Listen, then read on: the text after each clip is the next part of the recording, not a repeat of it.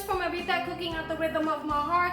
Thank you for visiting my channel and for all the support and all that love that you share with me in the comments. I really appreciate it. Today I'm coming to you with a recipe that I promised, and I'm going to share with you the easy step-by-step on how to make my version of pizza sauce. I have one right here and I'm going to show you very quickly what that looks like. Check that out. Looks beautiful. Look at that color. And on this video I'm going to show you very briefly how you can store it and keep it in your pantry for a long time. So when I come back, I'm going to share with you my easy step-by-step on how to make homemade pizza sauce. For quite some time I worked very hard to create the ultimate pizza sauce, and I have here on the counter some of the ingredients that we're going to use in my recipe. What I've learned in my quest is there's 3 key factors that are very important when making your own homemade sauce, whether it be pizza sauce or spaghetti sauce, and that's flavor, freshness, and quality.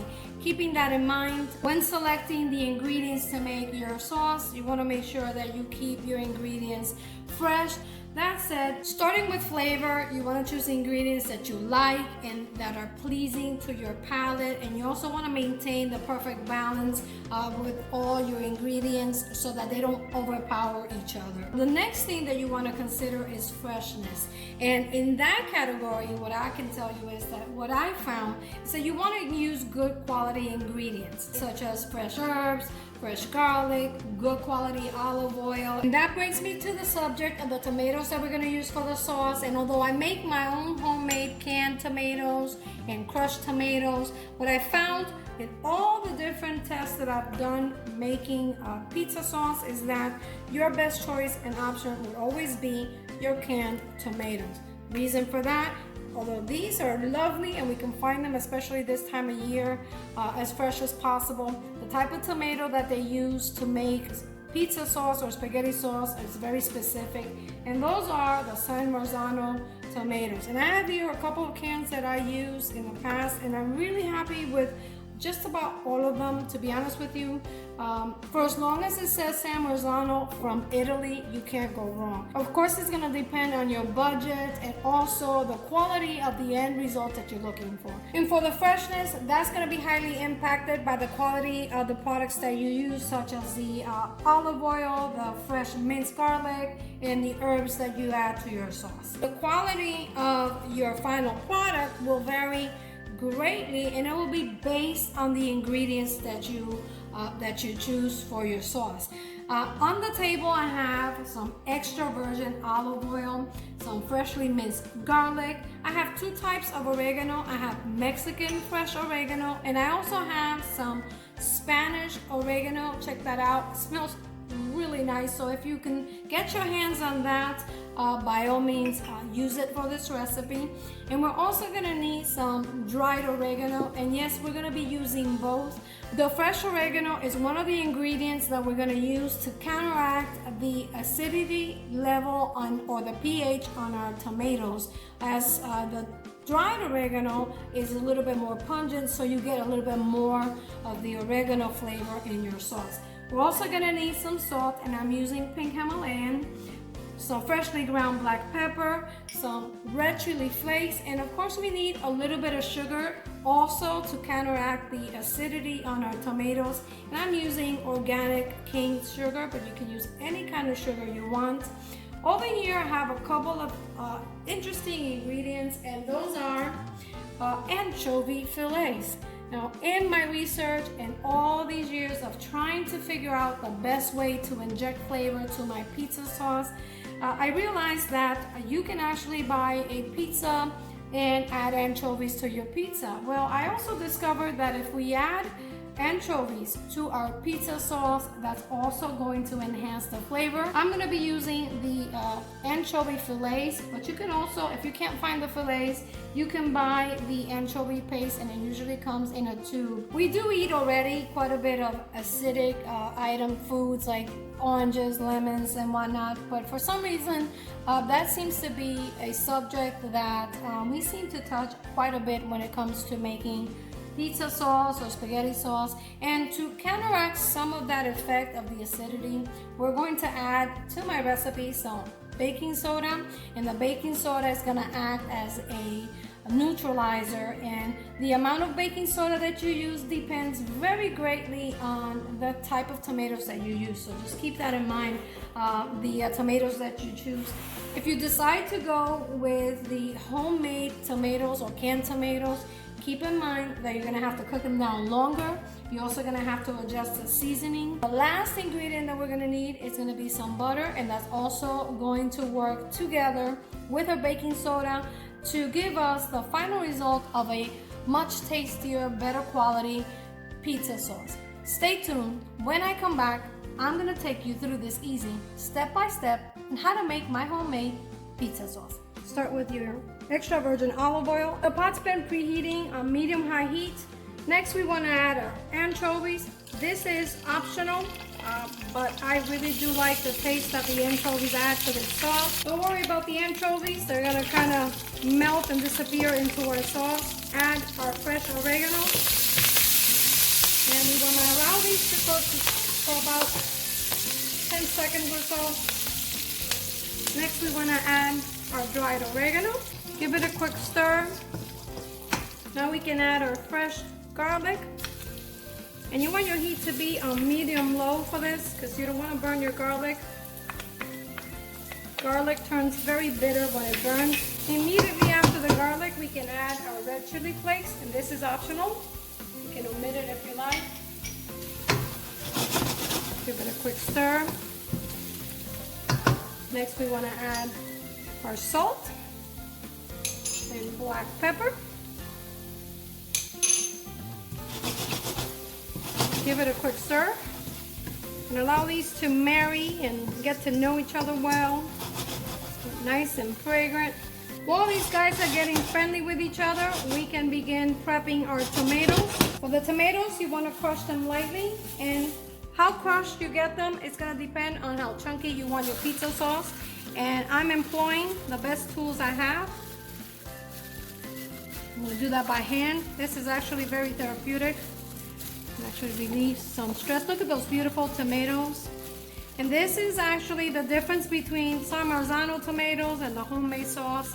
And hands down, the best tomatoes to use when we want to make pizza sauce.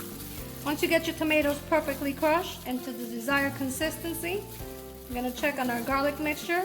Now that our oil is hot and fragrant, we can add our crushed tomatoes, and check it out. This is the tomatoes that we've crushed, and we want to add it into the pool they go.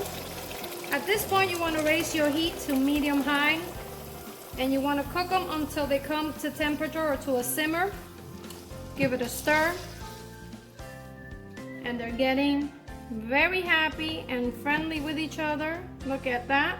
Our sauce is nice and happy, and it's simmering. Look at that, it's bubbling away. Check that out. We're gonna allow it to continue simmering for about 5 minutes on medium-high. Normally we skim off the oil in our sauces, but for this one, you need that oil. It's actually gonna add some flavor to our sauce and to our pizza once it's done. At this point, since our sauce is simmering, we wanna add our sugar. Generally, we add sugar to tomato sauce or spaghetti sauce to lessen the acidity level and drop down the pH of the tomatoes. But sugar really doesn't neutralize that acidity as much. And for that reason, I will be adding some baking soda. And the baking soda, if you look in the pot, you see it bubbling immediately after you add it. What it does, it neutralizes the acids on the sauce. After you add the baking soda, you notice that the sauce begins to change slightly in texture. Add the butter, and the butter basically just helps to neutralize the acidity and the pH of the tomatoes. It begins to take that creamy texture and look. Now that our sauce is nice and bubbly, we're gonna reduce the heat to low. Cover it and continue cooking for 25 to 30 minutes. Stir your sauce occasionally. Make sure it's not burning or sticking to the bottom until our sauce begins to thicken. At this point, our sauce is almost done, and we're gonna continue simmering the sauce on medium-high heat for about a minute or so to evaporate the excess water. Look at that. It's nice and thick and beautiful. Pizza sauce is best when you allow it to sit in the refrigerator for at least 24 to 48 hours, even a week. The longer you leave it in the refrigerator resting, the more flavorful it becomes. At this point, if you're gonna use it right away, just make sure you bring it to room temperature before you top your pizza with this amazing sauce. Or you can make a big batch of your pizza sauce and bottle it using a glass jar. And in a moment, I'm gonna show you how that's done. If you're not gonna be using your pizza sauce immediately, you can preserve it using these jars. Make sure that you sterilize them along with their rings and all the utensils that you're gonna use to jar them.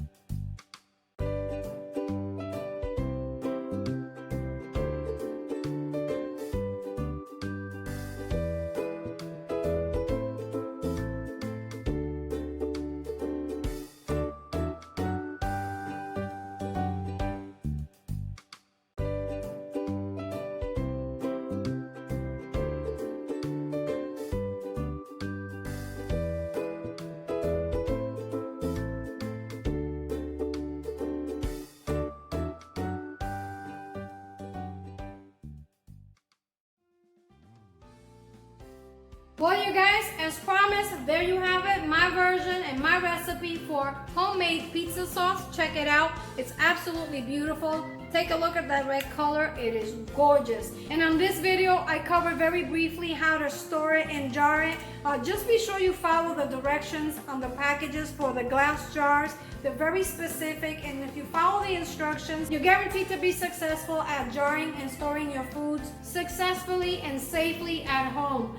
So be sure to check those instructions out. The most important details to follow when we can or jar our homemade products. Number one is you want to make sure that all your equipment, including the jars, are properly sterilized, including the utensils that we're going to use to fill our jars. You want to make sure your water is boiling, and you're going to need enough water to come up at least to the rim or the mouth of the jar. Make sure you don't over tighten your rings when you place them in the water.